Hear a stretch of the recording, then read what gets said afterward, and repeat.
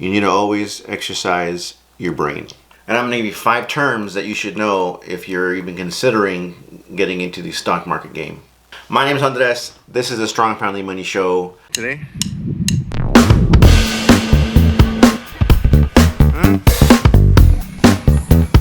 do some filming, writing, ribs, and as part of the course. What's up, guys? My name is Andres. This is a Strong Family Money Show where we show fathers how to improve their fitness, their finances, and their family. We share information that I've gathered throughout the years of researching and compiling things that I wanted to improve in my life, and I thought it'd be the easiest way to not only record everything I've learned, but also share with others who have the same questions, is to put it on this channel. So 2 things today. First is a tip that will help you in the long run. So you've heard me say more than once that, life is, you play it for the long game. You take strategic steps to get quick gains, but your planning should always be for the long term and what's going to happen in the future. So in order to do that, you have to use your brain a lot, right? You have to think, plan, tack when you have to, retreat when you have to. And if you have a cloudy mind, if you have a mind that isn't up to snuff, if it's not exercised, and yes, you have to exercise your mind, which is what this tip's all about, you may not make the correct decision, or you may make the correct decision but not at the right time. You may be too late to the game. So you always have to do something to exercise your brain. You got to make yourself think and use your brain so that it can stay sharp. You can decide if that's a hobby. You can decide if that's a different job. You can decide if that's an extra job. But if you have to find a way to make sure your brain is in the best condition it can be in. You do that with diet, you do that with exercise. Yes, you do that with exercise, but you also do it by putting it through its paces. So you can say, a lot of people do the crossword puzzles or do some sort of puzzle on a regular basis. And yes, it's fun, and yes, it may help them relax, but what they're ultimately doing is giving their brain an exercise so that they can stay sharp throughout their life. So you can find a hobby, and it doesn't have to be a quote-unquote intellectual hobby. It can be, woodworking, because when you woodwork, you have to plan what you're going to do. You have to make sure you're using everything correctly, so you have to be engaged in what you're doing. It can be some sort of puzzle, like a crossword puzzle. People like Sudoku and stuff like that. Or it could be, you're volunteering at an organization where you have to be involved and complete something, where you're in charge of something, where you have a responsibility. So it's not technically your job, but you are responsible. People expect you to fulfill certain tasks. So you want to make sure you have something on a regular basis you use to exercise your mind. Because, and I know I've gone, not to an extreme case, but I know I've gone through periods, and it was actually right before I started doing all this stuff of collecting all this information. Prior to anything, well, actually for the longest time, whatever that moment of time is, I really did no reading, no outside activities. I went to work and I came home and would veg out and really didn't do much of anything outside of what was expected of me at work. That really made my mind really fuzzy. It really made it difficult to concentrate, because there was a long time between tasks that I did not do anything with my head. So it wasn't until I took a step back and said, well, what can I do to improve this? So what I started doing was I started reading a lot, anything I could get my hands on. Prior to that, I was not a reader. I didn't read anything, but I decided, in order for me to to sharpen my mind, I would read a lot to exercise it.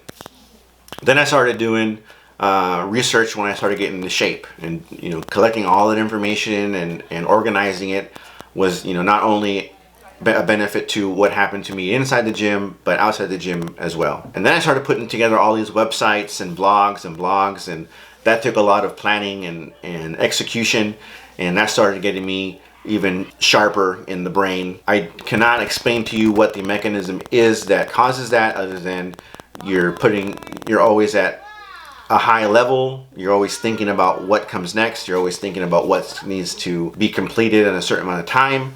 But exercising, just like exercising your body, you need to do it on a regular basis for a long period of time for you to get any benefits out of it. So because things happen to your brain just because of aging, you want to make sure that you have to have an activity that you can use, so you can say, I did everything in my ability to keep my mind sharp, and whatever happens to me later is a result of things that are out of my control.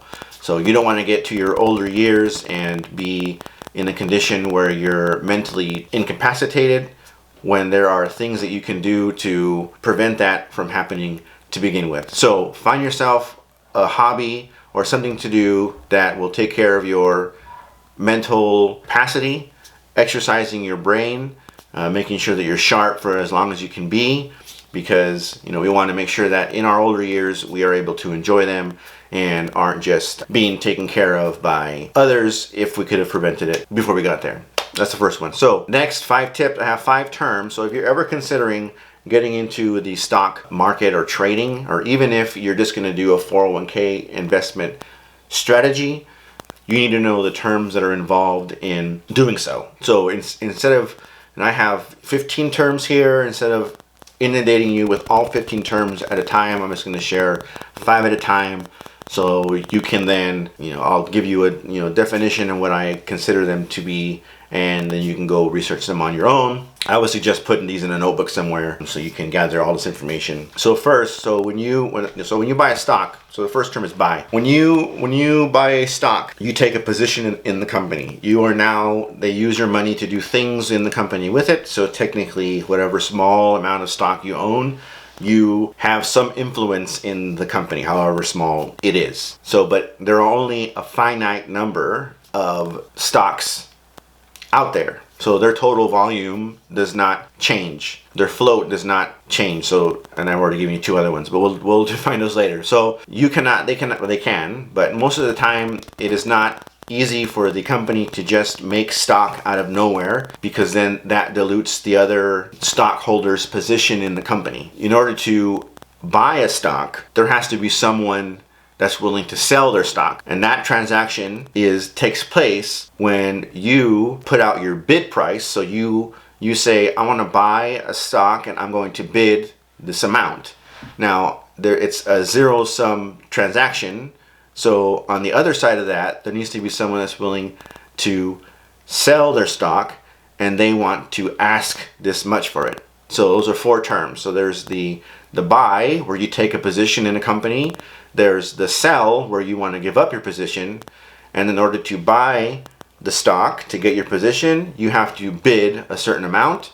And there has to be someone on the other side of the equation that is selling their stock that is asking for that same amount. Okay? So you have to then wait for that to happen. And in the current stock market and how things work now, that time frame is really small. But the spread between what you're bidding and what they're asking is called the bid-ask spread. So if someone's asking to sell their stock for $11, they have to wait for somebody to bid that amount to buy it for the same amount. If everyone is bidding 10, that dollar spread needs to be resolved before the transaction can take place. But like I said, because everything happens so fast now, that time really doesn't take much.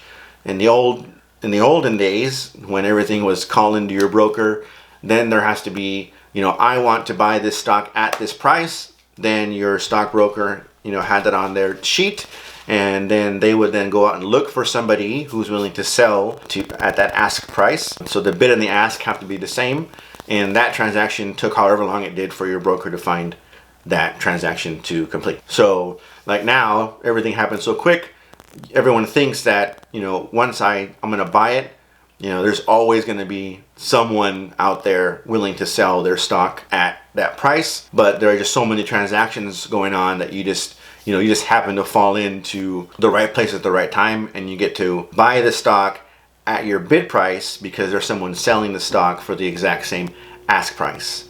So there you go, 2 tips, 5 terms. In my other 2 videos coming up, I'll do 5 more in each video. By the end, you'll have 15 terms that you can use to then go off and study more about investing in the stock market, or actually, even how your 401k works.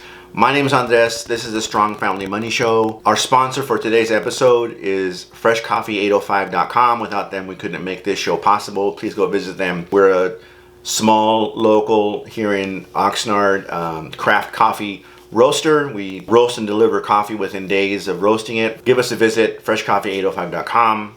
I'm also a real estate agent here in Ventura County. If you have questions regarding real estate, how the market is, the process, email me at andres@strongfamilymoney.com. I can send you a link to my webinar that I'm going to have coming up here pretty soon.